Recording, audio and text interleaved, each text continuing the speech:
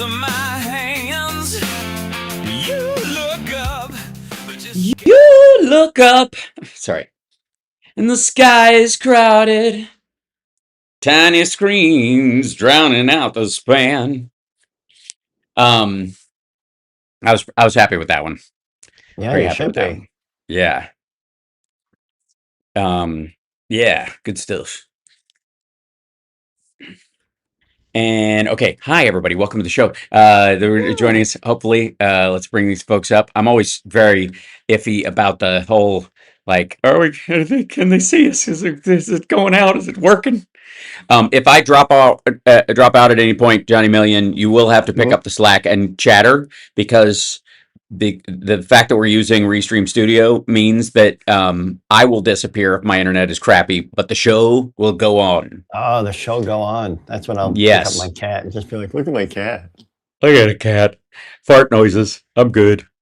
So, hi there, Smarty Pants. What's happening? Hello. Yeah, exactly. Hit those emojis, will you? Please. Thank you very much. And let's see. We should do circles, something like that. Boink. Boink. Boink. Boink. Just messing with everything right now. This is probably a terrible idea. Like, we need trouble like this. This is much better. Okay. Header chat room. Okay, there we go. And then let's get this out of there. And then I can actually see. Yeah, fire up some hit some emojis. There you go. Like those. Excellent. Please feel free to, let me see if I can get one of these to say on there. Thrall me with your acumen. The conspiracy nuts are out in force with the recent NASA mission. Oh yeah, I love that. It's one of my favorite things. It's so good. It is so choice. I guess I shouldn't be surprised that was a refresh on the idiocy. Yeah, I mean, I'm kind of fine with it because they are miserable right now. Yeah. So, what's up with Swalwell? Yeah, that's a terrible story. Okay, so I don't know if you know about Swalwell, but apparently he's facing sexual assault allegations. Yeah, not good. That looks bad. And yeah, he's one of those guys where I kind of liked him. I don't know what the deal is, right? And then I noticed he went silent, even though he was going to run for governor for a while. Like you hadn't heard from him in a long time. He was mouthy in Congress. He was mouthy in these hearings, and then that just fell off a cliff. And I didn't know if it was him just prepping for that. Chicago, can you hear us? By the way, are we? Hold on. Oops. Why are they not there? Okay. Okay, they're in here. Chicago, hello. Can you hear anything from us? Yeah, now we hear you. Now we hear you. We're on the air now. I've been trying to tell you guys. Well, thank you. Now it comes through. I'm good. And maybe it was a delay or a hash out, but welcome to the show, everybody. It's Hal Sparks' radio program, Megaworldwide, now with 100% more Johnny Million. Here we are, and I'm in Oceanside, so please forgive with the internet today. It's going to be sporadic. It's going to be choppy, just like the waves. Just surf it like everybody who's outside the window right now in this place. They're surfers all the time. They're always there. I think it's the same three guys, 24/7. I think we're in a simulation. I'm fairly certain, Johnny Million. It concerns me. So, yeah, we have to be. So, a couple things right out of the gate. Let's start with the negotiations, the Iran negotiations that are allegedly going on right now. I think we all feel much better that the Riz has arrived, baby. JD Vance is in town. How in the world can you not think this is going to be magic? Man, right? I can just, everything's drying up over there, even drier than it was. If JD Vance negotiated your prenup, your mate would be able to get everything you have and your kids from your last marriage at the end of it. The kids you haven't had yet. Right, exactly. And a couple of things. One of the big standout things, and this has been bothering me, as you might imagine. I have little things that stick in my craw, and they're largely stuff ignored by the lamestream media. It's that one of the big demands, Johnny Million, if I may call you that, good sir, is that that Iran one of its no-go zones where it says this or nothing is the unfreezing of Iranian assets that have been held in place by sanctions. Now, That's so weird. do you remember the story about Obama gave them $1.8 billion in cash in giant airplanes, and there's no cash in any of the banks in the DC area, Yeah, and they and blah blah. kept like finding these pictures of briefcases on the tarmac that they said were proof. Right. And never mind that was cash that was actually held in Middle Eastern banks that had been sitting there, and that the U.S. was, because they were illegal sanctions at the time, they had not been approved. We were paying interest on them, so we were very Right. close to paying more money to them in interest for that money than that money was worth. And so, it's like you get a car loan with 100% interest. It was that kind of thing. So, Yeah. hilarious. So in the process of BSing about that, still Trump even mentioned it this week. 1.8, Obama gave them cash and there was no cash in the area, blah blah blah. And then the other one was Biden gave them $6 billion, right, for hostages, and Trump got hostages without giving them a dime. That was the whole thing, right? From somewhere else. But anyways, so one of the first things as like an act of good faith that the Iranians have asked for in the negotiations as a precursor to all 100 to 119 billion dollars in frozen assets from oil sales that are all over the world in banks. Basically, countries got 119 billion dollars worth of free oil from them during the last Trump administration. And Biden, I guess, because the sanctions stayed on. Trump took the sanctions off for 2 years, and then when he got caught, when right-wing members of Congress were getting blowback because people had figured it out, they started getting calls, and he started getting calls. So he acted like, I'm going to be tough on them, and he redid the sanctions that he took off to try and get gas prices down. So, all right. So what do you think the first thing that Iran asked for when in terms of sanctions relief and the release of funds was? Well, Probably, it just yeah, probably what they've been promised.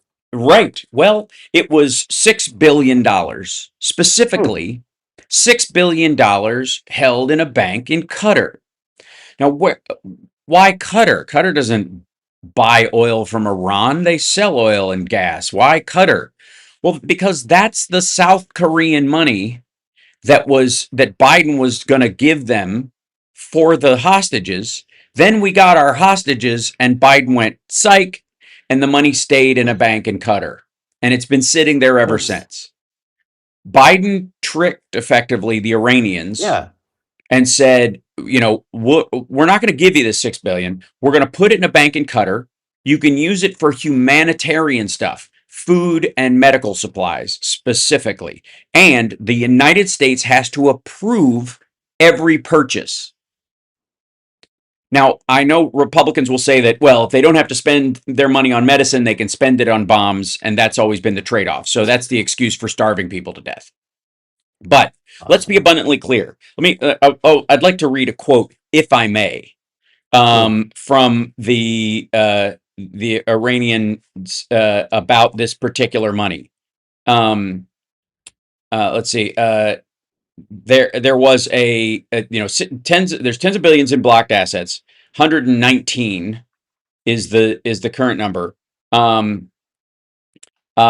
They've been chasing access to this, but they want the $6 billion. And the quote was, there was going to be this swap for the $6 billion hostage deal. This was the thing, and not one penny has been spent, even though the money was cashed for them to be able to buy, humanitarian stuff. They never tapped it. They never presented the U.S. and Qatar with a, hey, we're going to buy cotton swabs and antiseptic or food or Iowa soybeans, whatever it is that that Trump would think they're going to buy. They never took a penny out of it. That $6 billion, even though it was made available to them to use for their people for medical supplies. $6 billion in medical supplies is a lot. $6 billion in food is a lot, even doled out. But they never presented us with an invoice effectively saying, this is what we want to buy it with, because the money would go from Qatar to whoever that source was. And one of the other problems they have is the Betsy DeVos problem, which is everything they buy is actually covered for what they're actually buying. And Betsy DeVos sold them copiers that they turned into, they stripped for the circuit boards and turned into drones and weaponry. And everybody knows this. Like, again, because a modern office copier like the Xerox, like the big industrial ones, like the ones that dog Jane Fonda in 9 to 5, those type ones. Okay, those are basically like the Whopper in war games, and you can repurpose the circuit. It's basically a mainframe. It's basically a really high end desktop computer. And you can repurpose that for a lot of things. You can make a targeting system out of it. So the $6 billion. Like reprogramming the Empire, the Imperial droids, like K2SO. That's right. Yes, it's precisely that. Only it in color and you have to refill the ink. It's basically the same thing. You don't need magenta. That's right. It's always that cyan, man. I don't even use that much cyan. What the heck is happening? So I just want to print something in black and white. Right. Yeah. And stop telling me they're empty. Don't tell me the odds. So the odds of printing a document in full color without striated lines is 7%. Never tell me the odds. We're going to rewrite that whole thing as Office Space. Yeah. Basically, we're going to find out that Empire Strikes Back was actually Office Space with just different characters. So, yeah. Well, the copier is the Death Star. That's why they smashed it with the So they just moved it to the front. Anyways, point being is that I want everyone to remember this detail every time the negotiations are brought up on Fox News or anywhere else that you run across. That the Iranians want over $100 billion in sanctioned money to be released, or they're not going to live up to their end of the ceasefire. And to prove in good faith that that is going to happen, the first thing they want is $6 billion from a Qatar bank that Biden never gave them. That Trump says Biden gave him $6 billion. Every maggot online says that Biden gave him $6 billion. Well, then why do they still want access to it? Why, what they spent that on? They spent it on bombs and proxies. Remember, that's what everybody said. They took that money and they went right into business. No, they did not. It is still sitting in a bank in a country that Trump now has a golf deal with, and Tucker Carlson just bought a house in.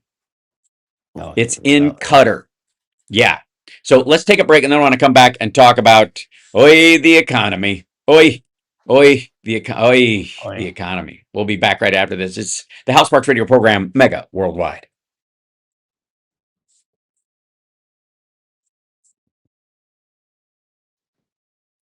All right. I think there's music. We go to break, maybe. Merber. You hear me at all? Yes, we hear you. Now we can. We just didn't hear the music. We just didn't hear the music coming our way. What the hell's going on? All right. Something's going on. You're so quiet. It's been a weird day here, so I can believe this is totally our account right now. Gotcha. Okay. I'm fine with weird. I'm fine with all the weird not being my fault at any given time. So please. Right? Anytime I'm like, I did it right. I'm okay. I did everything I could. Hopefully we'll know when we come back in. In theory. 30 seconds if you hear me. 30 seconds. 30 seconds. Yes. Fun to see Jen Psaki behind you. Oh, he was lighting them up on Fox. Yeah, that was I love Pete. I mean, I can see President Pete. He's a smart dude. Oh yeah, he's so good. I think our current situation is VP Pete. VP, I think is what you call him, and then President after that, because he looks so young and kind of boyish. I think it would be a rough sell. But damn, he's smart. And I think he's got a stack where Secretary of State Pete Buttigieg would be money. He speaks multiple languages. The Hal Sparks radio program, Mega Worldwide on Chicago's Progressive Talk, WCPT. So it shouldn't come as any surprise to anyone that inflation, not good, as Trump would say about Tylenol. The headline CPI is now 3.3%. That's up about like I guess 20%. It was 2.4% earlier this year. Still bad. Mm. But if you take out energy and food, which everybody does, it's just 2.6%, which is still high. Yeah. Yeah, month over month, it's gone up almost a point, 0.9%, and overall, fairly terrible. Now, Trump is under the impression that as soon as he declares that this war is over, that it will be over, and Yep. therefore prices will basically crash. Everything's just gonna calm down. Yeah, except for the fact that even without the war, food prices are up 2.7% year over year. Yeah. They basically went up about 0.2% in the last little bit, which is all the price of oil going up. Now Trump was saying, oil is everything. You bring down the price of oil, everything comes with it, right? Well, this war has Yeah. affected the cost of food in the country about 0.2%. Yeah. That's not a major shift. And it's certainly still within the in the ballpark of prices continue to rise. Again, there is no situation where the prices go down unless there is a collapse in some area where we're literally like they're trying to move so much foodstuffs into markets like everything is just is a fire sale, that so much corn, so much soybean, so much wheat, and all this backed up beef, ham, eggs, all that stuff. If it gets so backed up that every grocery store is cutting it just so people will buy and consume it, maybe you drop the prices effectively. You go into a deflationary or disinflation, really, which is again, deflation bad, disinflation not bad. Disinflation is where we had too much inflation, we go back down to a normal pricing structure. But that rarely, if ever, happens. But if it were to happen, that would be why. It will happen because of automation and a lot of things over the next few years, that you're going to see certain things that'll get cheaper amongst your groceries on an extraordinary level, because those parts of the food industry have become so automated that they undercut the price of other stuff that's more expensive to produce, Mm. and therefore they can afford to drop their prices because people will buy more of it because the other stuff costs too much, because beef and other stuff will be at 5% or something like that. And so you can drop your stuff to you're still profitable even if you're not raising your prices year over year. That's I'm sorry, I understand I said there would be no math, but just just run with me on that. But my favorite quote, I think, is food prices have cooled somewhat, up 2.7% year over year. With some categories, Johnny Million, meat and dairy down, while others, fruits, beverages, and eating out, still rising faster. Yeah. Yes. Now, meats and dairies, dairy went down. They include eggs, and that eggs heavily weighs that side of things because the price went up because of an extraordinary circumstance, not because of production, Right. not because of transport, but because, early last year, year over year, about this time, we still had high egg prices due to avian flu. And if it Yep. comes right back, they'll go right back because no one's taking Gotta get like, them chickens vaccinated. yes, that's right. Getting the jab my chicken is my There's like favorite a restaurant. big buff Robert F. Kennedy chicken going like, Yeah, right. don't do it. Right. Have some It's beef. the great Gonzo. All items are inflation wise. All items up 3.3%, up sharply from 2.4%. The core, excluding food and energy, 2.6%, edging higher. Energy is up 12.5% because of the war, obviously, and that's not going to come down. Gas is up 18%. Yeah. A major driver of the 2 points in the overall, or the 1 point in the overall. And then food is up 2.7, slower than the headline, but a mixed category. Like I said, meat and dairy down year over year, largely because eggs are part of that. The markets are treating this as confirmation the inflation downtrend has stalled, with investors paring back expectations for near-term Fed rate cuts. So the idea that the Fed is going to cut rates is increasingly looking like it's not going to happen. Commentary from outlets like MarketWatch, CNN, and Yahoo Finance is emphasizing the war-driven nature of the shock and the risk that elevated gas prices keep headline inflation above 3% for a while. Yeah. So obviously, this is not good news for the midterms for Republicans. Consumer confidence is in the crapper currently, and rightly so. I don't know anybody. Really hard to try to do their what is it, that I rubber your glove? They can't do it now. Right. Yes. That this, like, you guys are worse at it than we are. You want to raise prices. That was the other thing. So watch for this. And I've seen this increasingly, is that Trump may be rising prices everywhere. Trump may be, creating a situation where these gas prices are going up and he's started this war and all this stuff. But Democrats want the prices higher than this. If you elect them, they want the prices to go up. They want what happened, the supply shock that happened under Biden. They want it to occur. Now, I don't know what this is based on, and it is clearly insane. But that, again, with Republicans, just because it's stupid doesn't mean it's not the plan.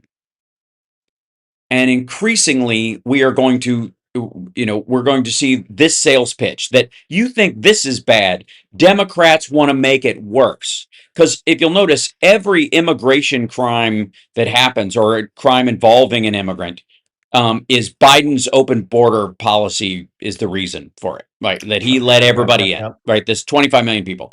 And Homan and Noam, when she was in there before her husband, I don't know if you call it transitioning. I wouldn't, but I don't. Looked like an accident that happens at a kid's birthday party. Yeah, just stretching out your shirt. Yeah. Before that happened, both of them were bragging about the fact that, yes, we're going after the worst of the worst, like Biden and Obama, even though our numbers are lower than theirs.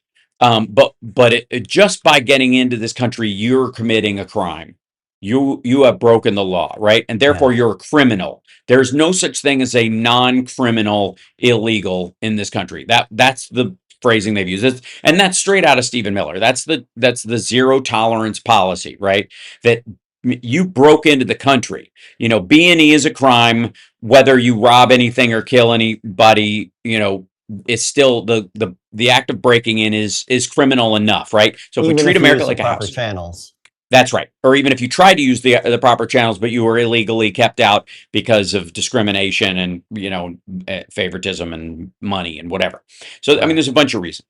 But their argument has been, we're getting the Democrats want these murderers and rapists and other people on the street, and they're fine with it, and they want this to happen to you. Increasingly, the problem that they have is that these crimes that happen are happening in the backdrop, when they do happen, rarely happening on the backdrop of the idea that they have moved away from removing, quote unquote, the worst of the worst, and are just rounding up farm workers and office workers and people who are in food industry and that kind of stuff, which increasingly looks like they're taking their eye off the ball of looking for genuine criminal aliens. And then the other problem that they have is, no matter, even if they do that, even the people that buy it, even the people that like this conversation, and they love that every immigrant is treated like a criminal, they're still not seeing mass deportations. There still isn't, trucks full of, undocumented, I don't know, like container trucks full of undocumented immigrants being driven into Mexico and dumped in the desert, right? Or like dropped off in Juarez and given $5 and a middle finger to just go back to wherever they came from, right? because that's what they want. That's what they, and I would argue that is what they were promised in not so many words. And on day one, mass deportations, the biggest deportation in the history of the country. Nobody's ever seen anything like it, because nobody's ever seen anything like anything that we've ever seen in the history of anything when it comes to Trump. Like everything, what you think this is bad, wait till you see what's coming. We have not seen that at all, right? Everything is he's got to one up everything he did, because you got to keep priming the pump. It's it's the this Viagra stopped working is basically the entire premise of the White House right now. Is that it? No matter how many I take, it still doesn't work. Yes. Yeah. So they've got a situation, and again, we know why, because there aren't 25 to 35 million illegal immigrants that entered during Biden. The recidivism rate was 7 times what it was previous to COVID, because of Title 42 versus Title 8.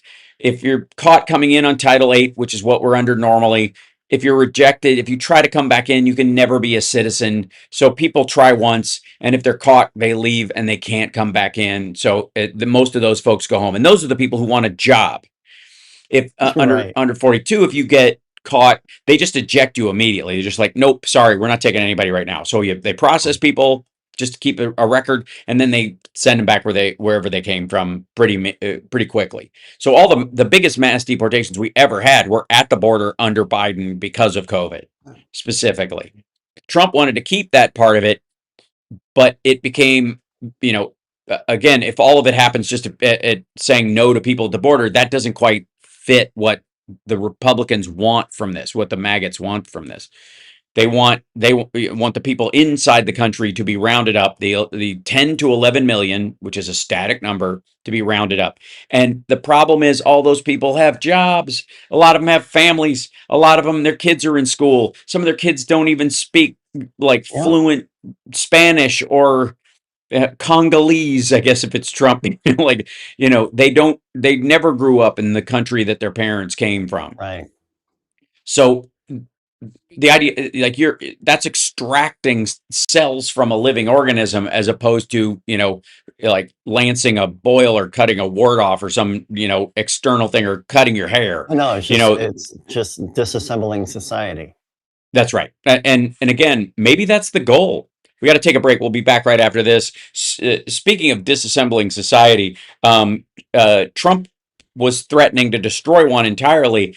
And I have a theory about which one it was. And it probably wasn't Iran. We'll be back right after this.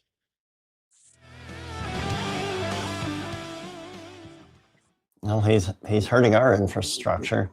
Mm-hmm. I saw in the chat that both of your YouTube streams are landscape. One is not portrait. That's very strong.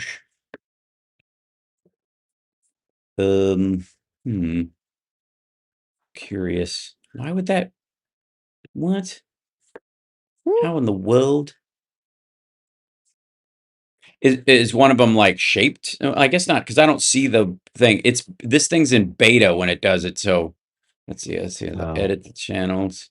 Let's see the thing. It says YouTube right here. Yeah. Okay. Sorry. I will remedy that. I don't know why. That's odd. Yeah. It's a beta thing on Restream Studio, so it might, because I don't see it. I don't see a vertical thing, but I also don't see that it's streaming too from my end. So sorry, everybody.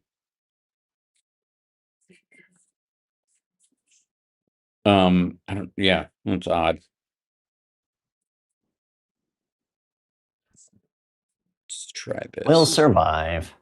We'll make it.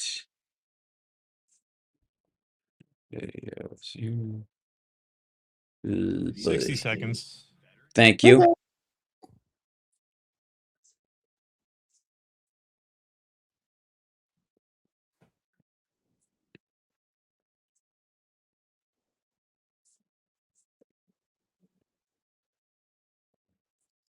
where is it? Here it is. Okay.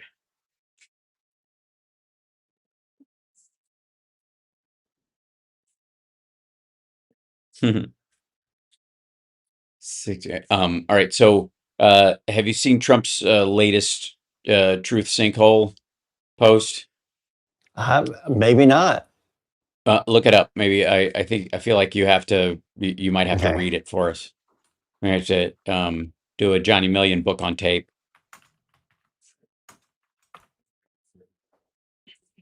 8 o'clock this morning. Oh, it wasn't the graphic video of the hammer attack? Mm-mm. Yeah, that was terrible as well. I mean, that's just him basically ripping off Twitter. Now back to Hal Sparks on Chicago's Progressive Talk, WCPT. That's me. That's me. That's this show. So, Johnny Million, do you see the latest truth sinkhole post? Is from it the fake news media has yes. lost total credibility? Okay, yeah. No, it's the lost fake total news media is credibility. crazy. Is crazy. Not that they Did you had see that any one? to begin with, because of their massive Trump derangement syndrome, sometimes referred to as TDS. Wow. They love saying that Iran is winning when in fact everyone knows that they are losing and losing big. Their Navy is gone, their Air Force is gone, their anti-aircraft apparatus is non-existent, radar is dead, their missile and drone factories have been largely obliterated. He's being more careful with that. Largely. Along with the missiles and drones themselves. And most importantly, their longtime leaders are no longer with us. Praise be to Allah. That is just so horrible when he does that. Yeah. The only thing they have going is the threat that a ship may, quote, bunk into one of their sea mines, which, by the way, Yes. all 28 of their mine dropper boats are lying at the bottom of the sea. We're now starting the process of clearing out the Strait of Hormuz as a favor to the countries all over the world because, parenthetically, I forced it closed by attacking Iran. Yeah, exactly. Including incredibly, they don't have the courage or will to do this work themselves. Okay. Very interestingly, however, empty oil-carrying ships from many nations are all headed to the United States of America to load up with oil. No, they're not. Thank you for your attention to this matter. Matter. Yeah. So we're selling oil to China now instead of them. So we're getting their oil market. So, but that was he decided, I think, that was too wordy after his 3-page screed attacking Tucker Carlson and Megyn Kelly, which was a joy to behold. By the way, we'll get into that in a minute.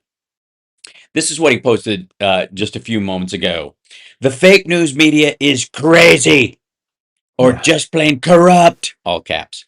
The United States has completely destroyed Iran's military, including their Navy and Air Force and everything else.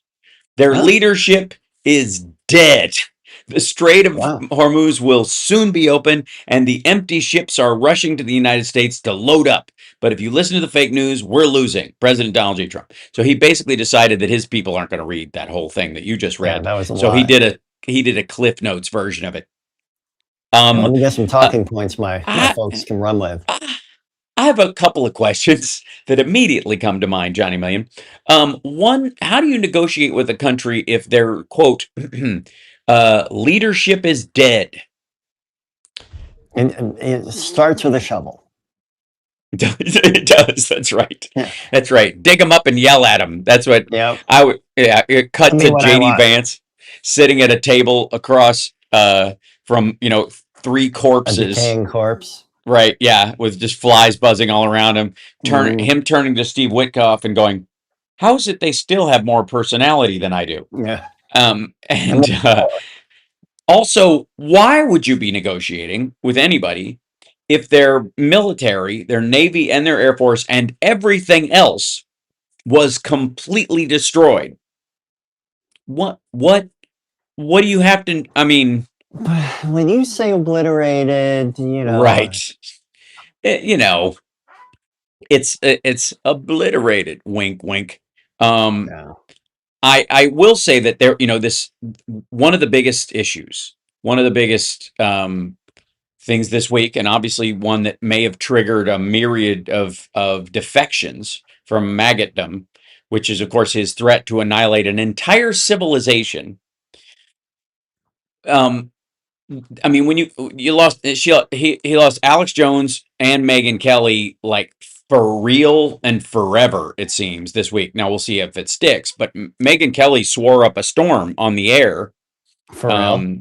I pity, was Devin working on Tuesday? Because dang, son, if they were playing clips, it was a nightmare diving for that dump button. Although they certainly didn't do it on the news. And they Like just let it fly? oh yeah, I saw that completely unedited, not beeped at all on CNN, on MS Now. Yeah, hilarious. In the meantime, though, there have been there's a situation where his threat to destroy a civilization may have actually been aimed at the world of magatry. It may have, he did this huge post. I'm trying to pull it up on here right now, because he's just been blazing all these things out. Almost 3 pages where he went after Megyn Kelly, where he went after Tucker Carlson, where he went after Candace Owens, where he defended Macron's wife, who Candace Owens has said is a man. And his defense of Macron's wife was that, how can you live like that? How can you just keep? Can you imagine trying to go to sleep with these thoughts just screaming through your head? No, I cannot, thank God. And I don't think I'm going to find out anytime soon. No. Because, we had Doc Adam on the show yesterday talking about, his decline, about Trump's decline. And one of the things that's abundantly clear is he's got disinhibition. He can't hold back anymore. So it's one of those situations, it's like that whole problematic bit that I used to like, problematic, that Right. as a buzzword, the idea that, you wind up grandma and she says something really uncomfortable at the dining room table because problematic is the game to play. So this is his response. And I want people to enjoy this one, because this is taking up as much hard drive space in his head as gas prices and the fact that the Republicans are going to lose the midterms and the war in Iran. And all right, I know why Tucker Carlson, Megyn Kelly, and Candace Owens and Alex Jones have all been fighting me for years, especially by the fact that they think it is wonderful for Iran, the #1 state sponsor of terror, to have a nuclear weapon. So just, first of all, he says this about Democrats too, but think about that for a second. They think it's wonderful for Iran. Now, under normal circumstances, I would think he is speaking euphemistically or ironically. However, at this point, I don't think so. I think he is absolutely, he's like, oh, you guys want them to have it? They probably want them to have the ability to nuke Israel. That's where this comes from, right? Yeah. So he wants to stack the anti-Semitic thing in his corner and use that as a cudgel, right? Because they have one thing in common: low IQs. Yeah. They are stupid people. That's his favorite thing to say. That's right. It's now become a boring refrain. It's so common. They're stupid people. They know it. Their families know it, and everyone else knows it too. Look at their past. Look at their record. They don't even have what it takes, and they never did. I don't know, it takes to do what? They've all got millions of followers and make millions of dollars. I mean, they don't have what it takes to sell their soul to the devil. Right. Yeah. Well, I gotta say, I think they do. I just think they lost it, and in between the couch cushions or something. They're like it. Yeah. Right now they're going about that soul. Yeah. Can I take a look at that? That was more like a layaway again? Thing. Like, right. I feel like I just pawned it. They've all been thrown off television, lost their shows, and aren't even invited on TV because nobody cares about them. They're nut jobs, all caps, troublemakers, all caps, and will say anything necessary for free, in quotes, and cheap publicity. And now they think they can get some clicks, in quotes. I don't know why, because they have third-rate podcasts. When they say it takes one to know one, I mean, this guy is calling a spade a spade. Right. He knows what he speaks. Yeah, this is a shovel looking in the mirror, but nobody's talking about them, and their views are the opposite of MAGA. or I wouldn't have won the presidential election in a landslide, all caps. Landslide. MAGA agrees with me and just gave CNN a 100% approval rating of Trump in all caps and quotes. He puts his last name in quotes and all caps. Not hand-flailing fools like Tucker Carlson, who couldn't even finish college. He was a broken man when he got fired from Fox, and he's never been the same. Perhaps he should see a good psychiatrist. Okay, broken clock moment from Trump. Or Megyn Kelly. Hasn't he already got on Tucker's post? Oh yeah, he had him to the White House several times. He had him to the White House right before this, right? Apparently it's just, he's like surrounding himself with losers. So that, fair warning to everybody who might go there. So, let's see. Or Megyn Kelly, who nastily asked me the now famous only Rosie O'Donnell question. Or crazy, in quotes, Candace Owens, who accuses the highly respected First Lady of France of being a man when she is not, and will hopefully win lots of money in the ongoing lawsuit. Actually, Candace Owens like a real MAGA loony bird? Oh yeah, she was a straight up TPU. She didn't. The Charlie Kirk thing made her snap. Yeah, she was on board, I think, largely because she turned Catholic, she converted to Catholicism, and because of the anti-abortion stance, and stuck to that. And then that became a rubbing point between her and Ben Shapiro, and she was clearly viewed by Ben Shapiro and other people at the Daily Wire as, when she worked there, as being anti-Semitic, as opposed to just criticizing the Israeli government, which other people on that network do. She went a few steps further, and then Charlie Kirk died, and then she went after Erica Kirk, and just kind of, she's been in. She's like the Mean Erica Girls Kirk Alex was Jones. Low-hanging fruit for a while there. Yes, yeah, and it's still happening. That ship has not sailed on the maggot side at all. Oh, no. Still freaking out? Oh yeah, it's their favorite. How do I not talk about Epstein? Talk about Charlie Kirk. It's the worst. Yeah. So let me try and finish this before we have to go to break. Jesus, it's so long. Crazy Candace Owens. Okay, when she is not a man, and we'll hopefully win this. Actually, to me, the First Lady of France is a far more beautiful woman than Candace. In fact, it's not even close. Okay. Candace Owens, crazy as she is an attractive young lady, and Brigitte Macron is a beautiful older woman, but she's clearly baby. She's a man baby, right? She's much older. It isn't even about the aesthetic beauty of an older woman versus a younger woman. Trump would never believe that in a million years. The idea that it boils down to one thing: skin color. That's why he thinks her whole thing about Erica Kirk is an attack. That she's attacking Erica Kirk all the time because she's jealous because Erica Kirk is blonde and white. That's why. She must be. Look at her. She's like every black woman that looks like, and it's just that's definitely where his brain is. Okay. Or bankrupt Alex Jones, who says some of the dumbest things and lost his entire fortune, as he should have. Yet I hate agreeing with any of these people. For his horrendous attack on the families of the Sandy Hook shooting victims, ridiculously claiming it was a hoax. Another broken clock moment. These so-called pundits, in quotes, are losers, all caps, and they always will be. Now fake news CNN, the failing New York Times, and all of the other radical left news organizations are hailing them, in quotes, and giving them positive, in quotes, press for the first time of their lives. They're not MAGA, in quotes. They're losers. This is the third time he's called them losers in his one post.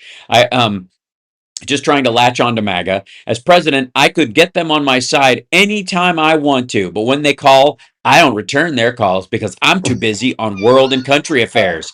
And after a few times, another thing, right? Yeah, right. And after a few times, they go nasty, just like Marjorie Trader Brown. But I no longer care about that stuff. I only care about doing right for because green grass turns brown when it's. Wow. He normally explains it, but he just moved on from this.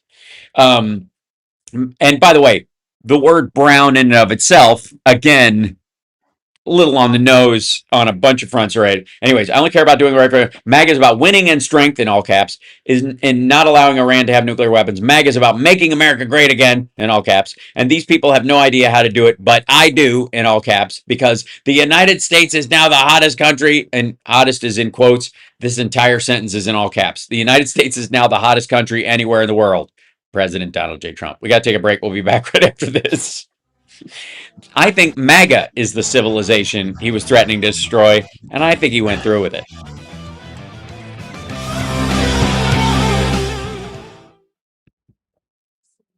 Next up, Melania. I remember having like just really invasive thoughts when I was like, when puberty was just like ruining me, and I'd be like, and then that person doesn't even like that person. Short break, 20 seconds. They would be friends with me because I would like these are the thoughts I had. It was horrible. I hated being a teenager. I hated that that kind of confusion. He's never let it go.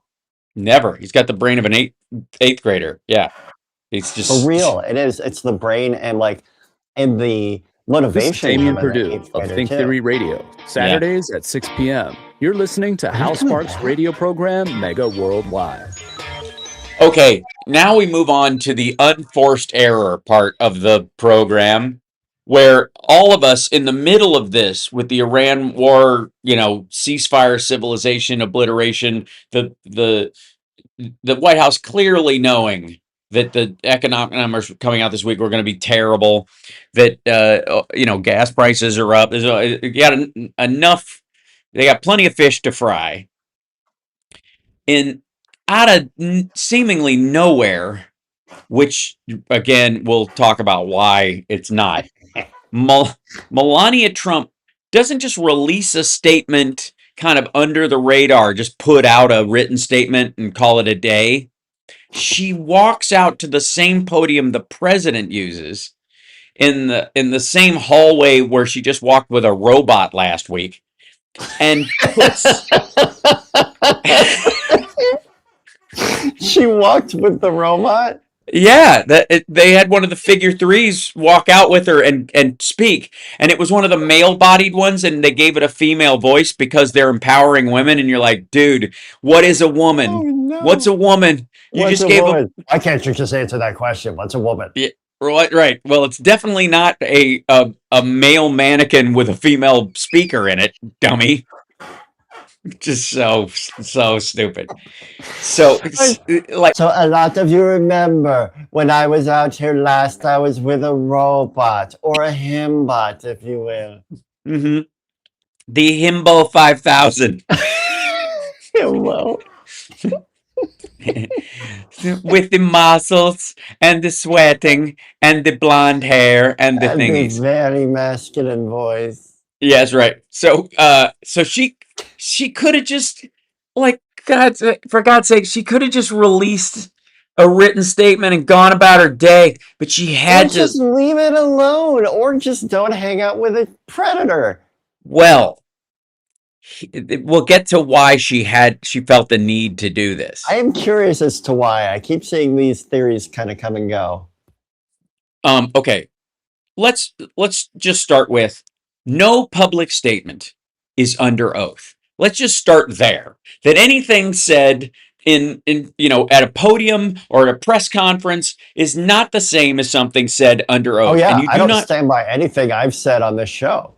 I don't either. I don't stand by anything you say on this show. I did not swear Johnny in. No, that's right. Yeah. And okay, which by the way brings me to Adrian gave me a compliment on my Melania impression. That was good. I liked it. I think you're in charge of doing it from now on. You should look up her statement. No. Unfortunately, I think you will do it wrong in that you will pronounce all the words right. Yeah, it's really hard to mispronounce the words. Okay. There's so much about this to unpack, and we don't have that much time. So let me break down the one thing. Okay. So not only is it not under oath, but one of the things that got unpacked this week by Tucker Carlson and what got him attacked was that he pointed out that Donald Trump didn't put his hand on the Bible the last time he was sworn in. When he was sworn in last year, he didn't put his hand on the Bible. Which he doesn't have to do, by the way. Right. Well, you can put it on, book of the laws of the country. Yeah. And the other thing was the first time he did it, there was a strange red box underneath the Bible. And was the Bible upside down? Was he swearing on an altar to Baal? I like this. I love it. I'm a big fan. And it was a Donnie Marie box set, a CD box set. All right, no one is that evil. Actually, I have to say, I'm a little bit country. Yeah, I'm being a little, and Donald is a little bit rock and roll. A little bit rock and roll. Oh my gosh, Donald, Donnie, Melania, it's all coming together.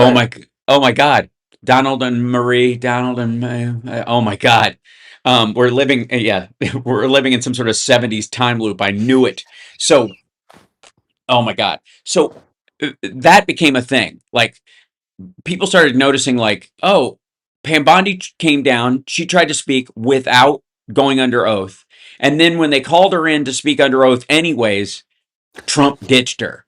Like, get her out of here. She cannot be forced to testify. Now, Hillary Clinton never hung out with Epstein. And I think Maxwell showed up at her daughter's wedding as a +1 of somebody else, right? Which is how those kind of circles work, right? But she didn't know anything about it. She just didn't. So if she can be brought in as a former first lady, current first lady certainly could. So one of the things you do is like, oh no, I don't need to speak under oath. I will just tell you everything, and we will put this to bed in public. That's what she said. That's what she said was a myriad of things. But she said, and largely this has to do with you remember when she had a $1 billion lawsuit against Hunter Biden for what he said about her relationship with Epstein, and that Trump, the same thing Michael Wolff said? No. Yeah, she threatened that, and Hunter Biden did an interview after the election and was like, F you, lady, bring it on. Give it a try. Let's depose. Yeah, let's do this, right? Because, both of them, her and her husband, both, the word they fear more than anything is discovery.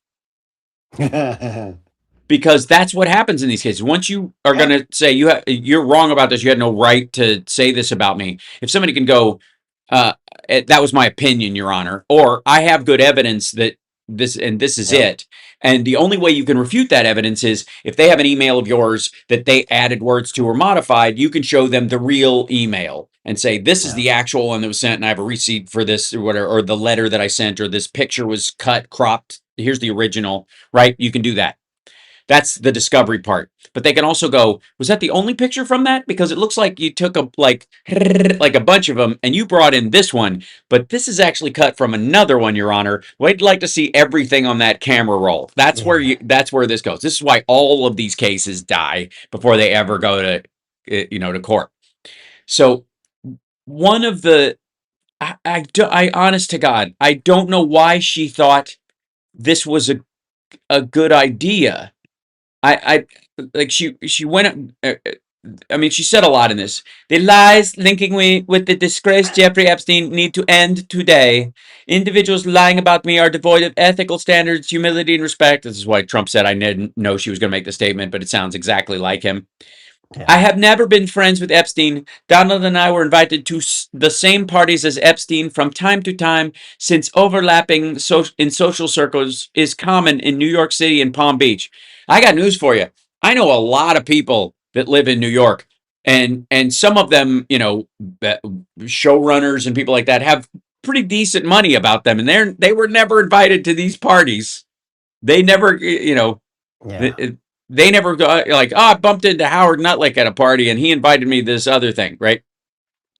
No, that is your social circle. It wasn't an overlapping social circle, and if it was, you have bigger fish to fry. Yeah, that Venn diagram is just a circle. So there's one email from Melania that just came out in a tranche about a month ago to Ghislaine Maxwell. where she's like, "Can't wait to see you in New York. Call me when you're around." And right, and so she goes, "My polite reply to her email doesn't amount to anything more than a trivial note." Well, in the context of your friendship, maybe that's true, right? Again, legalese being what it is.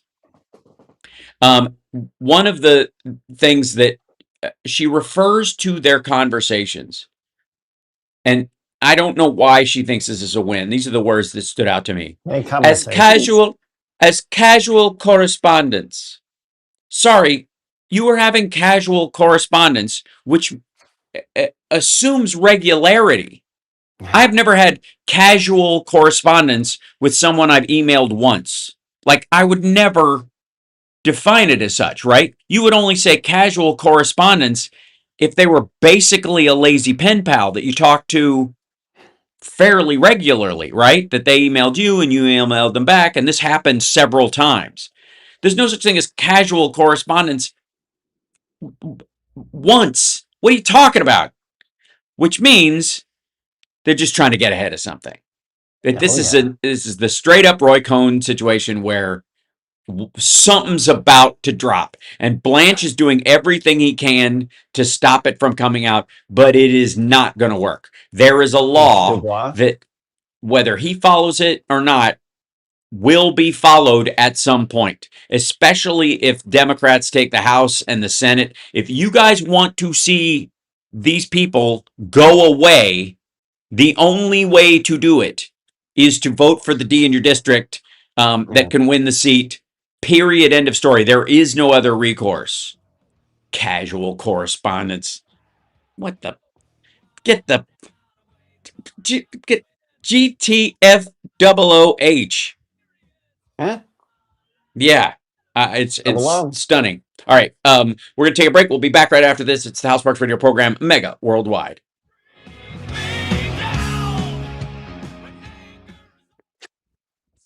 So is the internet going to reset at noon? No, it's not a hotel. It's an Airbnb. Oh, good. And it's only 10 o'clock here. Oh, so cool. Yeah. But at exactly the end of the show, where I think our checkout time is 11. So I got to like slap everything and throw it in my bag. And someone will like pick up like when your parents picked up the phone right. on the on the other extension. That's right. Like, what are you guys doing here? Okay, here's Philip Bittner joining us right now. There he is. Welcome, sir. Philip Bittner. Yeah. Yeah. And off they come. Last Yeah. time I caught him in glasses. Yes, we are. We're in a break. All right, great. Yep. Look at Phil with all the electricity. Yeah. Hey, man, that's showing off. Are you in Chicago, Johnny?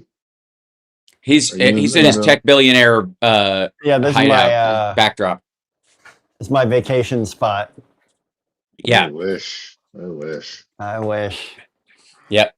Yeah, Johnny Million created an app for guitar players called Look at Me. Look at me. I need to change my I've actually got a virtual background that I use when Phil is on. Boom. Oh, there you go. That better, Phil? Yeah. Oh, yeah. Perfect. So, hi, how are you? We're in the middle of the Iran negotiations with Captain Super Riz, which will be hilarious, no doubt. JD Vance is over in Islamabad right now. Islamabad. Islamabad. So terrible city. Terrible. Yeah, it doesn't look good. Yeah, like on Rawalpindi's okay, and the mountaintop, the kind of mountains that surround Islamabad are okay, but Islamabad itself is a terrible city. Mm-hmm. It's boring. It's like a shades of a Gulf state. Mm-hmm. Big, broad highways and just empty office buildings and Pindy's nice. Pindy's okay.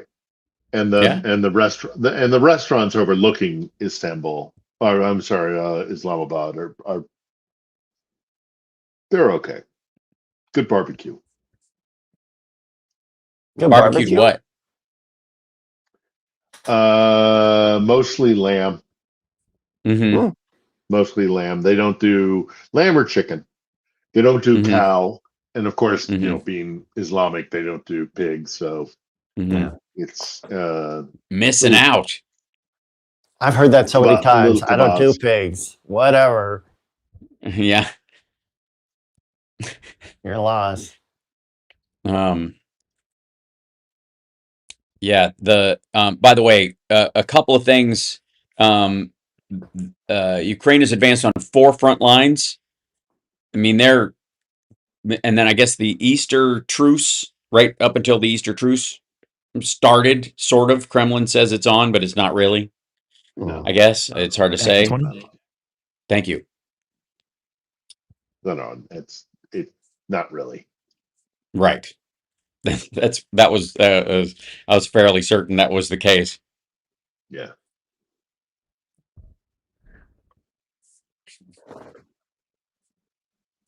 We've had a couple of air attacks over the last 24 hours. So no, it's Right. You're listening to the Hal Sparks radio program, Mega Worldwide. I've had people walk out of me before, but not when I was being so charming. Video streaming at halsparks.com. I don't care for you if the putrid sludge you're troweling out. Puss-faced little pimp stick. True progressive talk. Might be a good time for you guys to give up. So, welcome, Philip Bittner, live from Kyiv, host of On the Edge. Check out the Philip Bittner YouTube channel if you have a chance. I recommend it very highly. Johnny Million is still with us. He's going to be farming questions for Phil from the chat. And then I want to start off with the parallels, I would say, or the lack thereof. It depends on which section we're talking about, between the conversations about peace between the U.S. and Iran and Russia and Ukraine, and how Trump is acting very Putin-esque in a lot of these situations, and that they have just started taking there's been this thing with Trump where he's everything, every accusation is a confession, and Right. and that both sides are equal, even if one side attacked the other. It's their fault, we had to attack them, and therefore they owe us, they have to pay us back for the attack we had to do, that kind of stuff. Because that's exactly what Lavrov said this week, that there are that the Russian war cannot end without security guarantees for Russia. That he's borrowed the language of security guarantees for Ukraine and is now using them for Russia. Now, Lavrov is gross. Let's just start there. He's a disgusting human being on all fronts. He's just creepy and cruel and exactly who you'd expect Putin to put in charge of killing a lot of people. But he said security guarantees for Russia are necessary for any settlement of the war in Ukraine, and complained that the European Union is speaking only about assurances for Ukraine. His quote is, "Now, with the prospects for a political and diplomatic settlement on the horizon, the European Union decided it wanted a place at the negotiating table and started talking about security guarantees for Ukraine as a key element of the peaceful solution. Let us omit the fact that nobody in the European Union mentioned security guarantees for Russia, though the conflict cannot be resolved without this." And he referred to a prevailing Nazi-like approach to human rights in Brussels and claimed that Ukraine is, quote, destroying all things Russian. He further asserted the situation regarding the Russians, whom he cannot refer to as a minority, is severe in Ukraine, meaning that they're being abused, the poor Russians in Ukraine. I can't tell if he means by race or by creed. But yeah. So yeah. I mean, there are two big things. The Russians' two big things when it comes to stuff like this is language and religion, and both of which they use. It's not accurate. Right. On purpose, I would say. Firstly, nobody is restricted from speaking Russian in right. Ukraine. they you know, they have certain kind of like regulations where like you're supposed to initially address somebody in Ukrainian if you're at a service center or a restaurant or something like that, or certainly a government facility. But if the person responds in Russian, then if you're able to speak Russian, you're required to kind of respond in whatever language that they address you in. Right. And then the other thing is the religion, and that is they claim that the Russian Orthodox Church is being prosecuted here. Right. Well, it's being prosecuted here, but the only religion that has restrictions on it, the only churches that have restrictions on them are, yes, indeed, those churches that pledge their allegiance to the patriarch in Moscow, because there has been a regular systemic use of churches as a place to hide weapons, propaganda, money, hide insurgents. They're basically a fifth column. That's why Kiev has a restriction on certain churches that are within the Moscow Patriarchy. So those are the only two like cultural things that are Russian that have legal regulation put on them. Everything else is fine. I mean, there have been widespread communal decisions to like change the names of metro stations from Tolstoy metro station is now the station Heroes of Ukraine, right? Because Tolstoy was a Russian, and so under the Soviet system, they would name street corner, streets would be named after Lenin, or they would be named after a czar, and publicly there was action to change those by municipalities and by vote. But there is no overt without reason, as I say, with like churches hiding money and insurgents.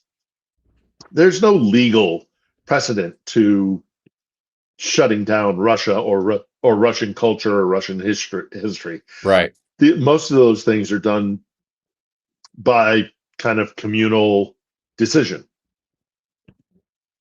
Right. And like it's largely smoke. Let's just be honest. Like they're using stuff that is leverage in other countries, religious freedom and sort of racial purity or whatever, whoever they think they're affirming this with, either in the right wing in our country or in Europe, trying to reinforce that. They had I think there was I want to say it was in Germany. They had a local candidate for something killed, a woman killed by a group called the Nazien Socialisten Unterground, like German, the Nazi, so the Nazi underground killed her, and so there's this immigrant driven right wing reaction that's been going on in Europe. Russia appeals to that in the same way that they appeal with their sort of anti-gay stance to the right wing in our country, when in reality it doesn't come from an organic place of that being that important to them in a lot of cases. They had that one, I don't know, diplomat's kid who was doing all the modeling, in these sort of underground sex clubs in Moscow a couple years ago. Remember that guy? That became a scandal, or they were throwing these like eyes wide shutty kind of leather parties and stuff. So the idea that they're somehow like we need to be pure, like they're a branch Davidians or something, is absurd. Actually, it's a better analogy for them. They're like the branch Davidians, like we're going to be pure the way God's pure. Meanwhile, child brides, it's a lot closer to that. I'm sure we're going to have questions from the chat room. Yep, But the I got a other, few. the other thing I want to bring up before we go to break, and we'll come back to them, is that there have been let me see if I can find this. Yeah, the biggest news of the week is that we showed on, when you and I spoke on Wednesday, we showed this big chunk of the map up on ISW that Ukraine had taken back, like a huge chunk of land, and now they are advancing on 4 different fronts at the same time. Right up to the Easter break, because is Easter this weekend? It was this weekend for them. Ours was last week. Eastern Orthodox Easter is this week. Orthodox, maybe. That's right. So, like, kind of leading up to that truce, or that alleged truce, and it's hard to say whether that's real or imagined or PR or something genuine. We'll see. But ultimately, leading up to that, the Ukrainians, one of the reasons the Russians seem to agree to it so strongly this time around is because they were losing. They needed the break. Because they were having their ass handed to them on a bunch of fronts. 4 fronts at once the Ukrainians are making an advance. That's a failure of personnel on the Russian side. That's, that isn't that they ran out of drones. That's that they're running out of meat wave people in a very serious way. So that, just what have you heard about that? What's in the news there, or in your, kind of sphere of the, what's the feeling like, right, I guess now in Ukraine as well, about what's happening on the front line? Well, there are counteroffensives going on up in the northeastern sector around Pokrovsk and some of the fortress cities. Kupiansk, Slovansky, Pokrovsk, and Hulyapil. Yeah, if I'm pronouncing that right. That's the northeastern front. That's the Russians trying to push through to these so-called fortress cities, which, to be fair, if they can punch through those, there's a lot of open land that leads to some of the major cities in eastern Ukraine, and indeed even Kiev.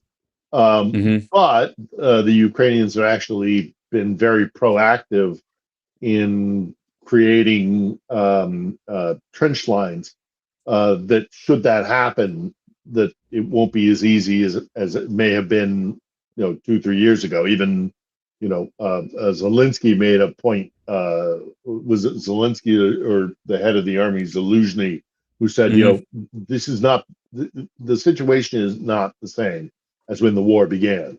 So even if they get through those fortress cities, which is a big, big, big if, because those are cities that are made for hundreds of thousands of people, and they're industrial. And so, turning a tractor factory into a fortress is not that difficult.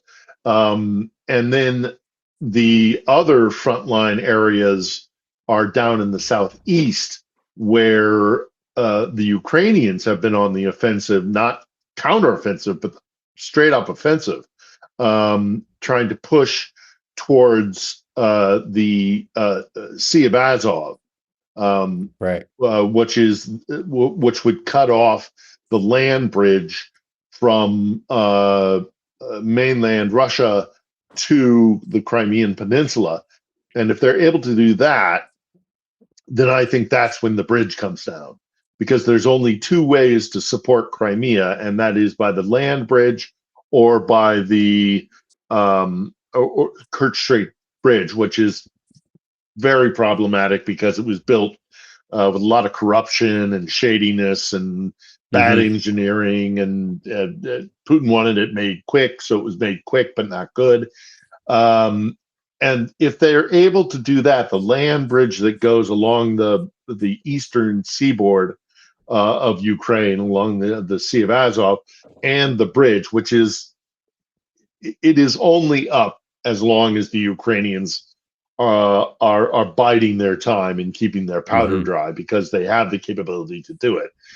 And what that will do to Crimea, which is a really, really difficult place to support because it doesn't have its own water supply, it's going to cut off Crimea. It will make life there very difficult for the population, and it will change the strategic dynamic in the Black Sea. Right. Let's take a break. We'll be back right after this. It's the Houseparks Radio program, Mega Worldwide.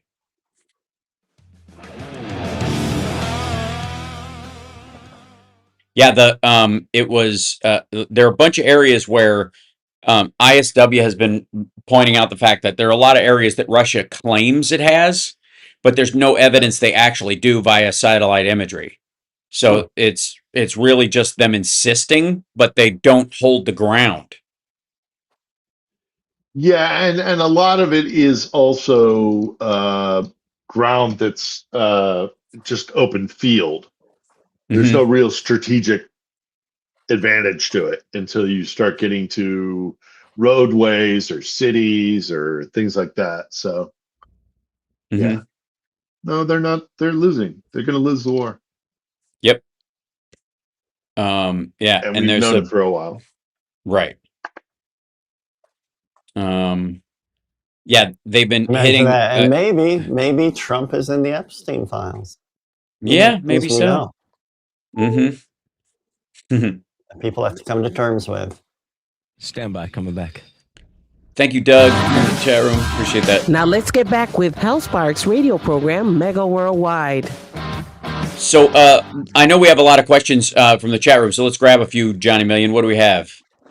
Yeah, first up, I've got from Nick Rich. Does Phil have any news about drone manufacturing in Ukraine for the war effort? Yeah, I mean, yeah, lots. Go to my YouTube channel. I mean, I've done. You were there, at one of their facilities. I was there at one of their facilities about a month ago, but I've spoken to guys that are doing the tech. I've spoken to the guys that are actually implementing them, developing them, how they use them strategically, how they defend against Russian drones. Yeah, it's a drone war, and it's Ukraine. For the record, Ukraine is now producing somewhere in the order of 4 million drones a year. In 2022, they were making 20,000 a year. By 2025, they were making 200,000 a year. They are now producing 4 million a year. FPV and kamikaze drones, bomber drones, surveillance drones, the giant octocopters that look like they're for farming most of the time. Those are used for reconnaissance and for dropping large munitions. They've got a lot of these small quadcopters that can drop a grenade or a mortar. 4 million. Think about the production ramp up that Ukrainians have done in 3 years. Increasingly, they're even developing land drones. The roving machine guns, and they've the Navy drones. And they've gotten and the naval drones, which has, Ukraine doesn't have a navy, but because of their drone technology, they've forced the Russian Black Sea Fleet to. They're never going to need one. Yeah. That's the amazing thing about the drone warfare that they have come up with of, basically first repurposing speedboats and then creating these little drone boats that they make, these like canoes, these outboards with that are water missiles effectively that can be guided or can loiter and then hit something like, and by the way, a lot more, I think, ethical than sea mines is a loitering drone because you can always call it off. Yeah. And they've pushed them out of their naval base at Sevastopol, where the Russian Navy, the Russian Black Sea Fleet, Russia has 4 fleets, the Arctic, the Baltic, the Black Sea and the Pacific, and they've effectively lost two of them. They've lost the Baltic because Finland has joined NATO, and so basically the Baltic Sea is now a Finland, or is now a NATO kind of tributary. It's kind of a inland sea, NATO inland sea, and because of Ukraine's naval drone technology, they've pushed them out of their home port at Sevastopol, where they've been based for 200 years, and they pushed them to the far east bank of the Black Sea, which is humiliating for them. So, yeah, I mean, all of these things, the Ukrainians are better at drones than pretty much anybody in the world. I've been to places where they're adapting them not 5 kilometers off the front line, so that they can alter them for different mission, parameters, and then get them out and deployed as quickly as possible. So, they're at the very forefront, and at the point where they're actually also now exporting drones, because the war has gotten. It's not that the drones that they're exporting aren't good. It's just that the war has so moved forward that those drones don't serve a purpose anymore. They don't fit within the dynamic of what is happening on the front line.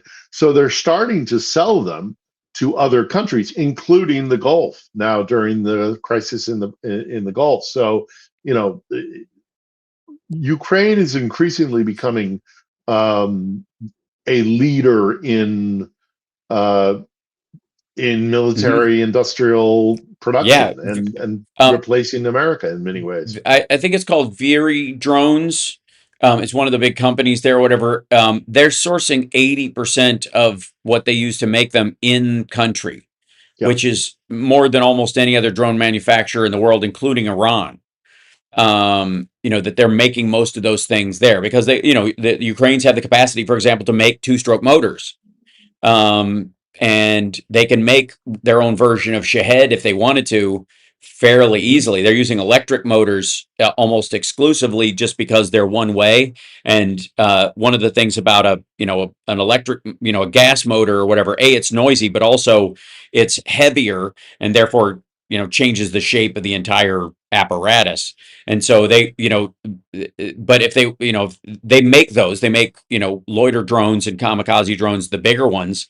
And they can do that in house, like in country. And they've got counter Shahed drones being the primary kind of like Iranian-based technology that is now being developed domestically within Russia. Ukraine has developed these drones that are vertical takeoff and landing, although they're not built to land, but the concept is the same. They're launched vertically, and then they turn and they go directly at the Shahed. So you can get them in the air quickly, target an incoming Shahed, and it doesn't take a lot of time for it to launch, get at altitude, get a trajectory, and hit whatever's coming in. The Ukrainians have the best drone technology in the world. Yeah. Well, and also, if I may, they have pushed something called the China Free, which is their idea that in the beginning they were using a lot of technology that they were either having to buy in whole or in part from China. And they have pushed for this entirely separate from China's entire input in it. Largely the electronics and the motors were the things that most people would get. Now I think they're down to like 90% of the stuff that they, for the smaller ones especially, they can get in country, and they buy the stuff that they don't have from European companies. So they're completely out of business with China, which is a huge move for the security of Europe and ultimately the United States. DJI, one of the biggest drone companies in the world, which is run out of China, is now technically illegal in the United States. You can, they, because of all the malware built into the computers that are used to control them. So there are strategic and security reasons to avoid them. Yeah, when I was last out at the front lines with this drone unit, one of the things that they were doing was that they were taking DJI drones, but they were then taking out the command and control chip and the communication chip and replacing them with domestically created chips so that they could use the hardware, but they just took out the things that were proprietary and possibly compromising from China and replacing them with Ukrainian chips. So they are so far ahead of pretty much anybody. I mean, obviously the Chinese and the Russians and to a certain degree the Iranians are at parity. In some ways at parity, but I would argue that with the ability to create their own drone surplus. The Ukrainians are pretty much at the forefront of everything. We still do really big drones, NATO powers. We do like Predators and Reapers and things like that that can drop Hellfire missiles and things like that. And those are effective weapon systems. But I've spoken to so many Ukrainians who go to the West as consultants, and they come back, and what they tell me is what the West doesn't understand is you don't want big, costly, large platform drones. You want multitudes of drones. You want swarms. You want to be able to overwhelm. Yeah, 1,000 small ones are better than 5 big ones, especially in these kind of circumstances where they're considered anti-personnel, sort of like air mines almost. We're going to take a break, but when we come back, I want to discuss the fact that sort of China-free aspect of things is a growing part of this, because the U.S. intelligence community just released a statement that China is going to be supplying, or is supplying, Iran, probably both, with air defense systems. And there's going to be an increasing move, whether Trump wants to get out of NATO or not, to use, to be China free in every aspect of any technology that can backdoor into your defense. We'll be back right after this. Yeah, U.S. intelligence indicates China is preparing to deliver new air defense systems to Iran within the next few weeks. CNN reported it on Friday, citing 3 people familiar with the recent report. These systems pose an asymmetric threat to low-flying U.S. military aircraft, as demonstrated during the 5-week war. They could continue to do so if the ceasefire breaks down. So that's the idea, is that they're bringing this stuff in with the assumption that we're going to resume fighting. Yeah. Like this, the whole JD Vance. It's stupid. Yeah. The whole thing is stupid. Yeah, I honestly don't even know what he's gonna be doing there in the negotiations at all. I'll be right back. Okay, good luck. Led around by his nose, I suspect. Yeah, for sure. Yeah. Let's see. I think they'll play him for the fool. I wanted to look up something real quick while we're in break.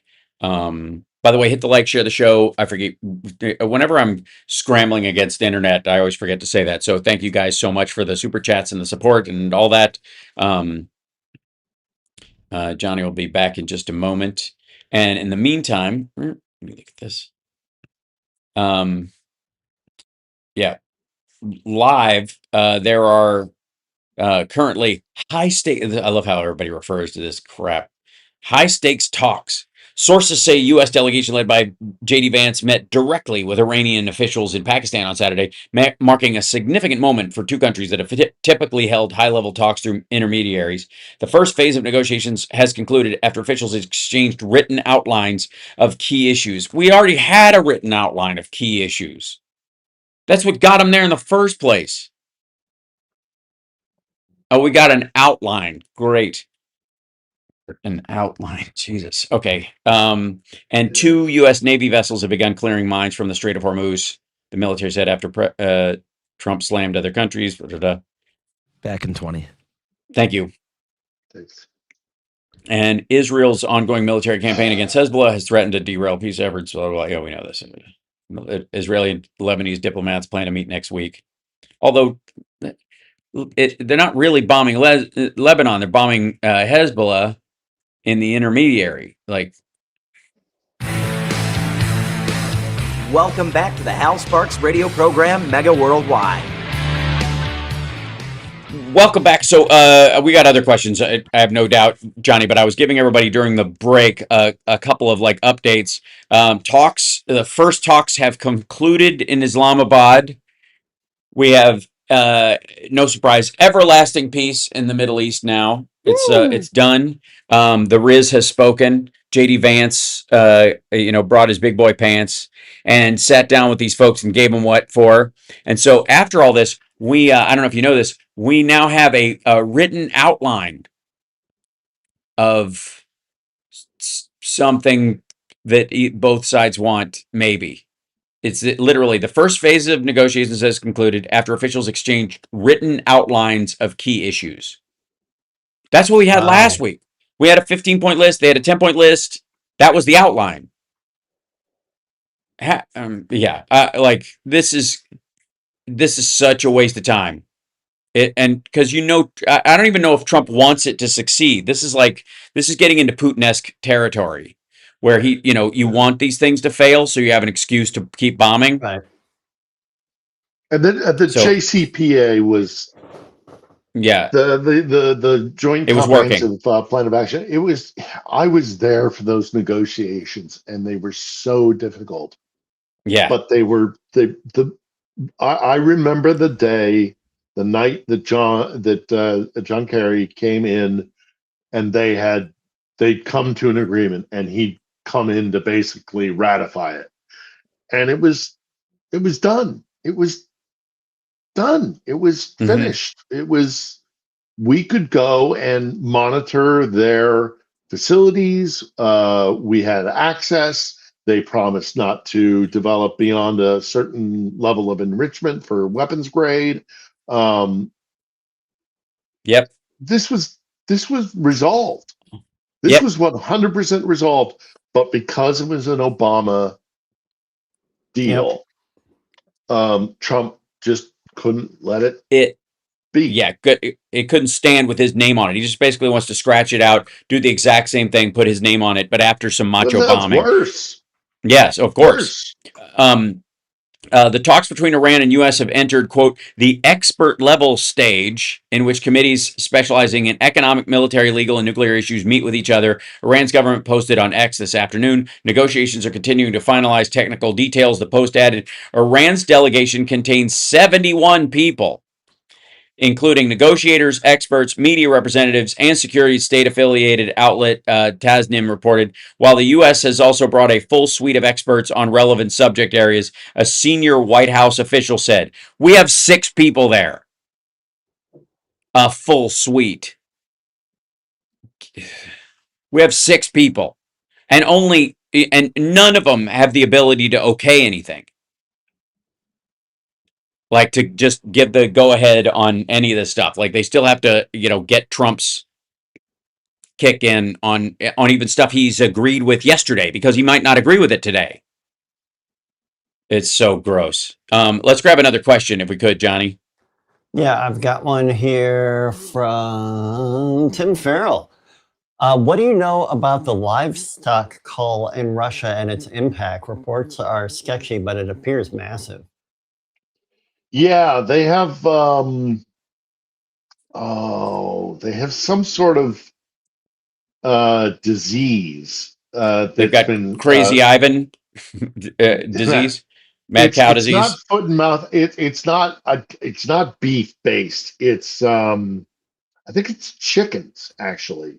It might be a bird flu version, but I do know that they have been culling lots of their domestic food production. They've done 90,000. They've done 90,000 cows in Siberia because of hoof and mouth. or That's the hoof and mouth out there. they're not telling the truth about it. They're not saying that's what it is, but that's what people expect that it is. But then there's also a call that's happening near like the western oblasts as well. They've got a food supply problem. They've got an avian flu problem. They've also got a mutated form of rabies because everything is going so well in Russia right now. They've got their own they've got an pneumonia. So you can't tell if they got a runny nose or they're foaming at the mouth, but just and that's obviously rabies affects all kinds of animals. It's not it's the animals that kill the livestock sometimes. And Russia famously has a wolf problem. It has super packs of wolves in during World War II, there was a period where the Russians and the Germans stopped warring for like a week to just fight off the wolves because more wolves were taking soldiers than the gunfighting was. Oh my God. Like 100 wolves in a super pack, like just insane numbers. These, and that's been an issue, in that region of the world for a long time, but especially in Russia. So if they get rabies, oh my God, there's your next horror film. Right. Jesus. Yeah. What's the title variation of American Werewolf in London then? Right. Yeah. Russian Werewolf in St. Petersburg. Isn't that just Scott Ritter? But anyways, let's grab another question, Johnny. Got one from PB Lou. They saw a possible AI video saying that Japan had sold Ukraine state-of-the-art Inceptor drones. Wondering if there's any truth in it. Yep. Nice. Yeah, the Japanese gave them some real high-tech and cutting-edge kind of technology drones. I don't know how many they gave off the top of my head, but yeah, they're very sophisticated. So brilliant. Yeah, they I want to say it's not Terror, it's Terra drones in Japan partnered with, I think, a Ukrainian drone company so that they could basically trade the stuff without it being an arms sale, because that's an issue with Japan's leftover surrender issues. I kind of like Terror drones a little bit better. Though. I kind of do too. Yeah. So they formed a partnership with a Ukrainian company to trade technology too. So they are giving Ukraine cool stuff and vice versa. So it's a mutually beneficial arrangement. Yeah. Let's grab another one, Johnny. Oh, sorry. That's okay. Got one from, let's see, from you two, from Nevitz. Does Philip know? Does Philip know how many children Melania actually saved from Ukraine, or is it purely optics on her part? Well, no, not just optics. She did arrange for some returns to happen. Not large numbers.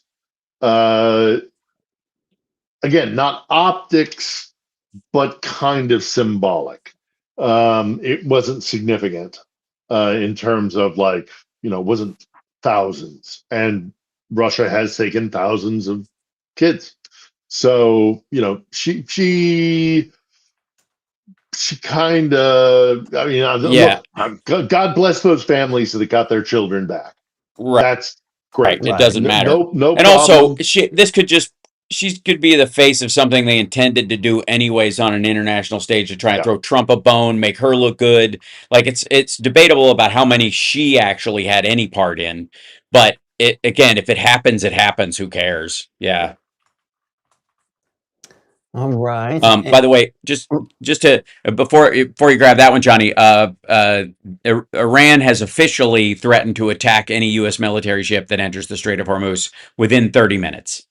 Just that during the negotiations, so they're going that well.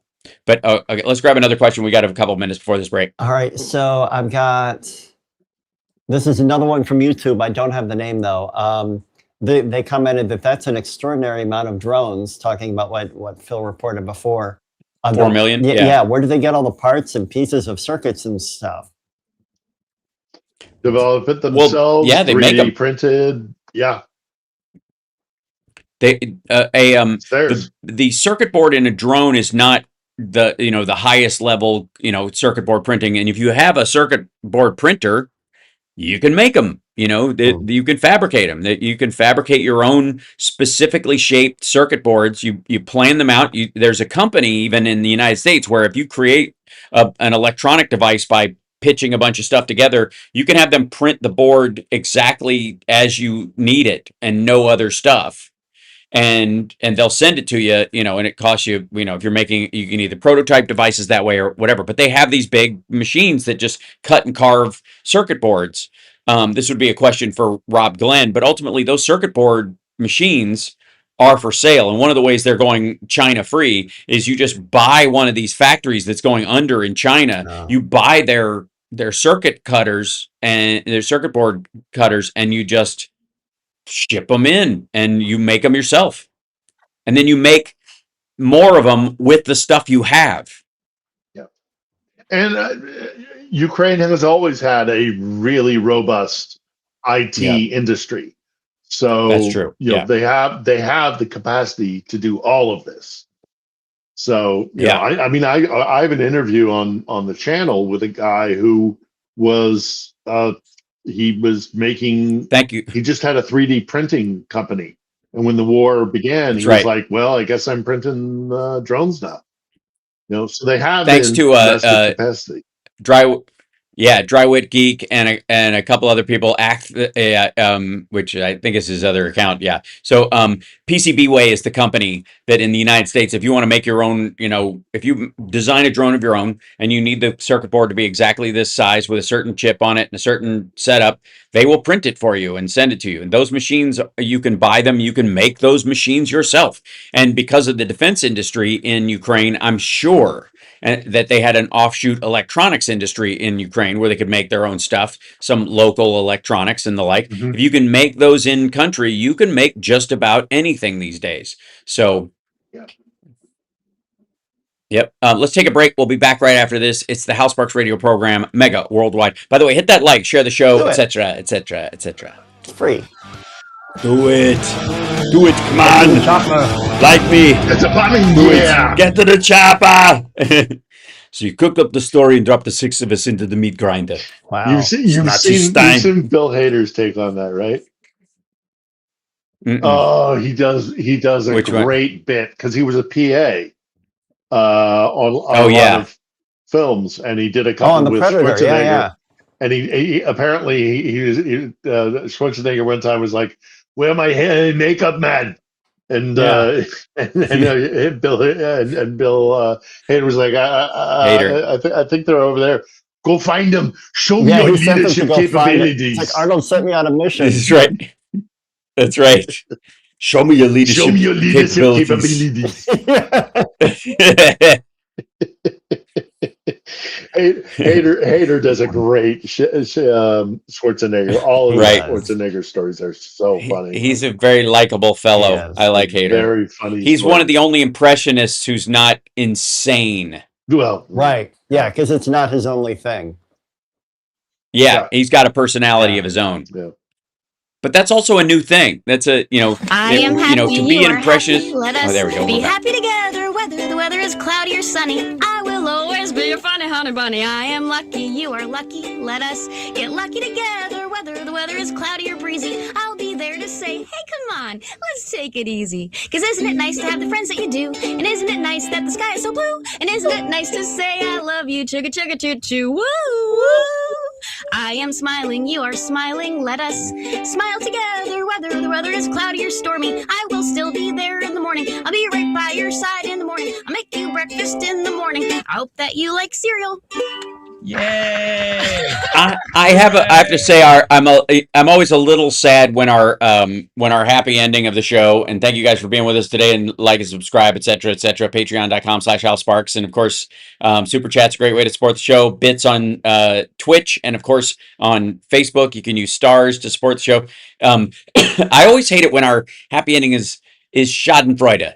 You know, where it's like we're happy at the expense of someone else. You know, I'd rather it be the fact that, you know, there are major strides being made fighting, you know, cancer and MS and those kind of things, which are true. But I do think we have one at least this week that is free and clear, very exemplary of a positive thing, and that was, of course, Artemis 2's landing safely, just about 50 miles west of where I am right now in the ocean. My girl and I came down to Oceanside, California, to be near the landing because they were landing nearby. We did not hear the sonic boom. We were hoping to, but I think it was just location. But it was, I mean, to be completely frank, I teared up a couple of times during it. I got goosebumps. I was very happy and excited that they made it okay when it was like when they landed safe, when they broke through and the communication came back after 6 minutes of blackout while they were coming in, considering the problems they had with the heat shield on the first one. That, you know, they knew they'd done everything right. They shortened the amount of time that they were in the burn by about 7 minutes over last time, so they faced that intense heat for a shorter amount of time, but they still had 6 minutes of complete radio silence. And when they connected up right afterwards, it was like clockwork. It was exactly when they said. The chutes all came out in order and very well. The last chutes, because of their design, take a while to open, so that was nerve-wracking and nail biting for about, you know, a couple of minutes. Like you're like, oh, they look like balloons. What's happening? Why are they not opening? And then they fully opened. And then when they're coming down, but you got the ocean in contrast, because it was I think it was a like a giant military plane filming it from above. The focal length made it look like they were about to splash down, going really fast, and they weren't. They were just traveling over the surface of the ocean What if NASA at a high depended on speed. balloons? Like like hot air Yeah, balloons, right, yeah. a bunch of helium balloons. Right, What yeah. if the helium? It's just like up. We saw up. Yeah, It's gotta work. We're gonna show the astronauts preparing for reentry, and they're all going. Yeah. I'm getting dizzy.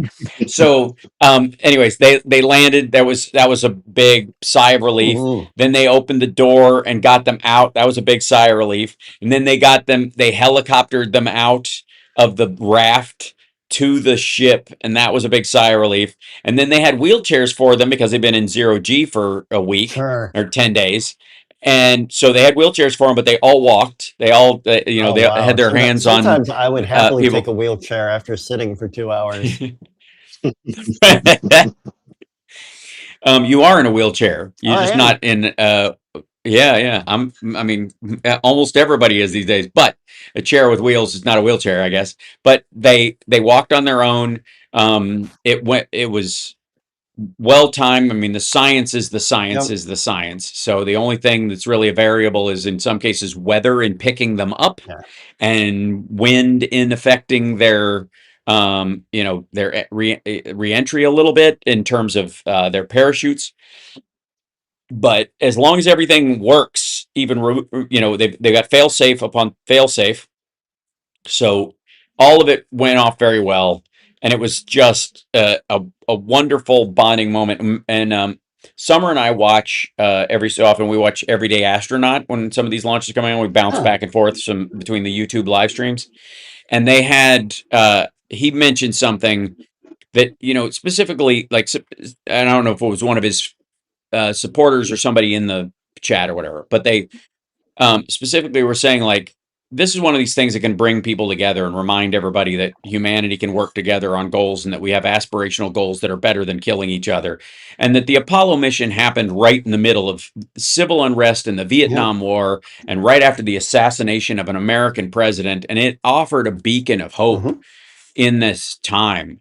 And so I want everybody to just remember that there are these things going on all the time. There are medical advances and scientific advances and personal victories and the Olympics and the Paralympics and those kind of things are happening all the time, in spite of the Donald Trumps and the Vladimir Putins and the Xi Jinpings seeking to ruin the world. Yeah. No. I look.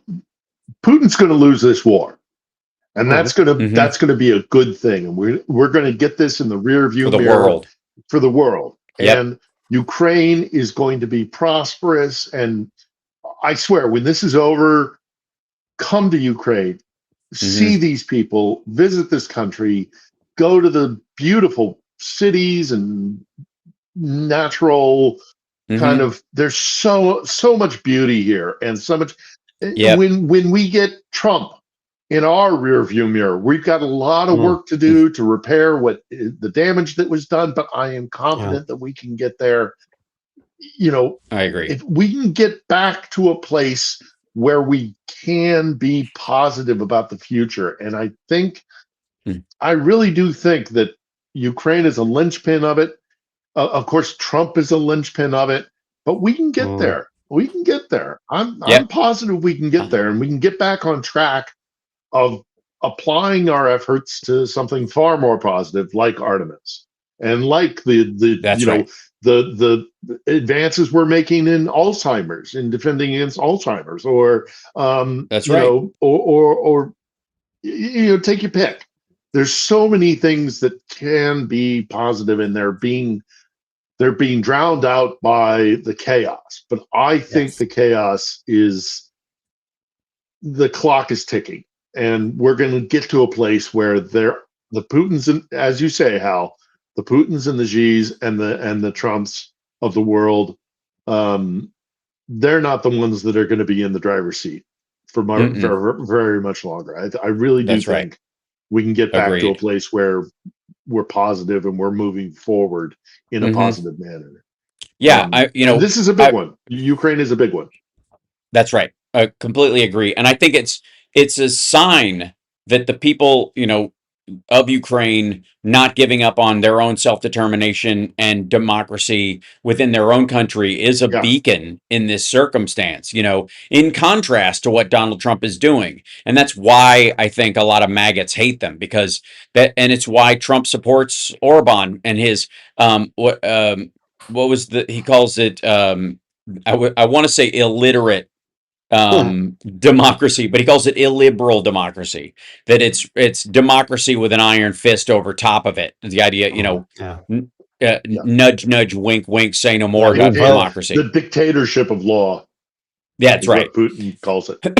Yeah, and it looks like he's about to be kicked to the curb. Fingers crossed that he doesn't manipulate the elections, or Russians don't do it for him. But if they have a legitimate election in Hungary, it's not going to be good for them. It looks like he's going to lose, and on top of that, it also, we'll see.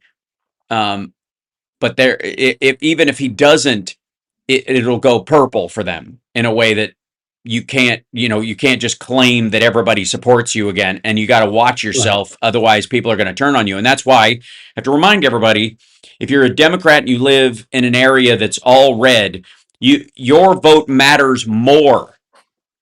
Because if everybody who feels that way would show up and vote, instead of just going, it's red anyways, my guy's never going to win, you'll drift the politics of that area purple, and that'll warn the Republican that is in there that they can't just be Trump's id, in a suit wandering around doing whatever he says. They can't just be a cult leader, because they have to recognize that their district is split much more evenly than they think, and that one day it might get overtaken.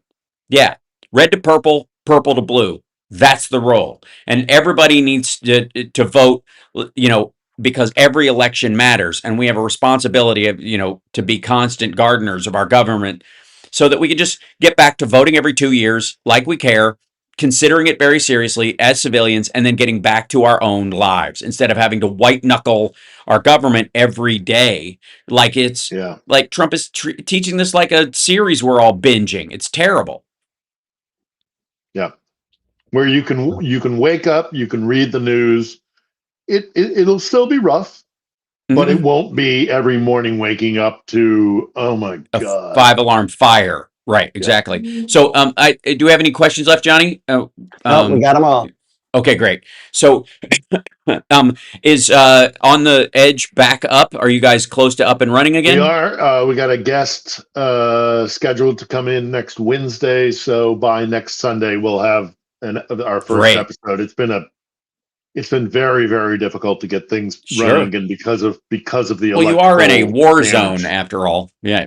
Well, and they really did do some damage to our electrical grid, and which is why you don't attack civilian, electrical systems. I mean, that's why it's a war crime. And I'm just a little, TV studio.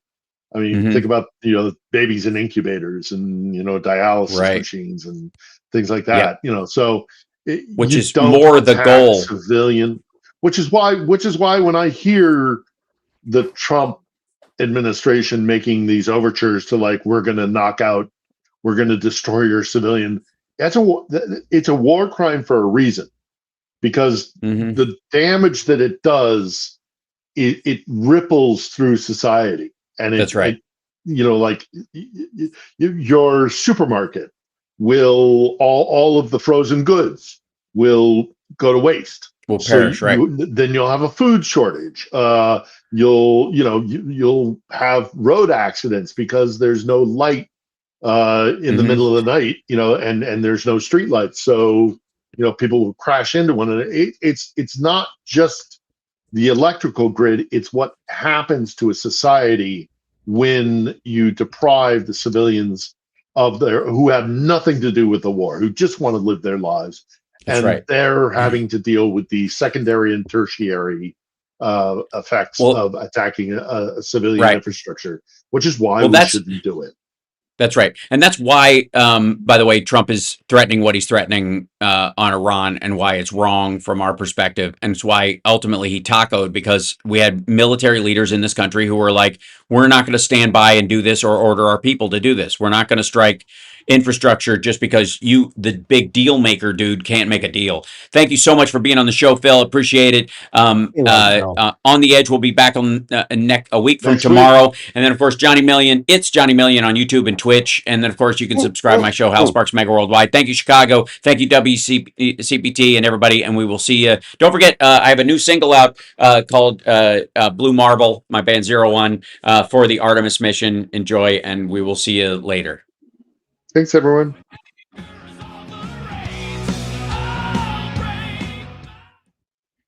I don't know if you've had a chance to hear the song, but I'm very proud of it, Phil. So, it's very all right. I'll take a look. Blue Marble. Just look up 01. Yeah.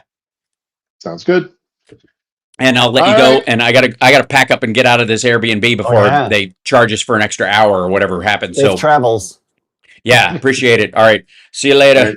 Peace out, care, everybody. Bye. See you later.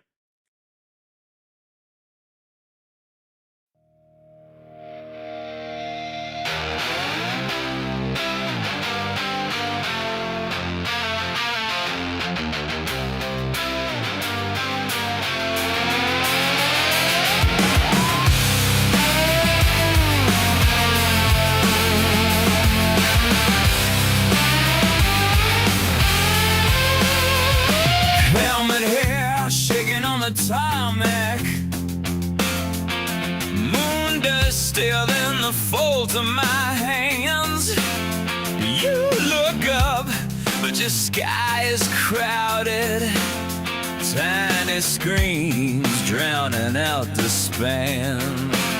Every face glowing in the blue light. Every street buzzing sharp and loud. Float in the gravity of old fights. You laugh like it's just another cloud. Passing from up there, you're a blue